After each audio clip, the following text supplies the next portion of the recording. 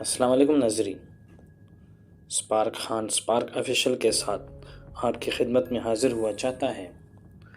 ناظرین، پشاور کے مفتی پوپل زئی کا نام تو آپ نے سنا ہوگا۔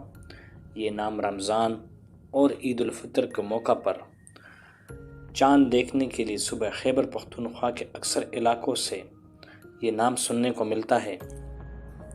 مفتی پوپل زئی اپنے نام اور رتبے کے لحاظ سے ملک بھر میں ایک مضبوط ترین شخصیت تصور کیے جاتے ہیں۔ مفتی پوپل زئی کا پورا نام شہاب الدین پوپل زئی ہے۔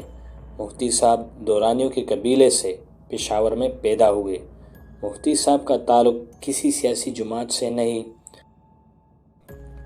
مفتی صاحب مسجد قاسم علی خان کے خطیب ہیں اور ہر سال مسجد قاسم علی خان میں ہی غیر سرکاری روایتی ہلال کمیٹی کا اجلاس ہوتا ہے، جس کی صدارت مفتی پوپل زئی کرتے ہیں۔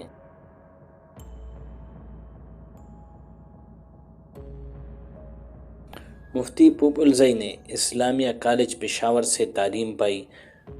مفتی صاحب پشاور میں چاند دیکھنے والی کمیٹی کے امیر ہیں، جو کہ 1982 میں قائم ہوئی۔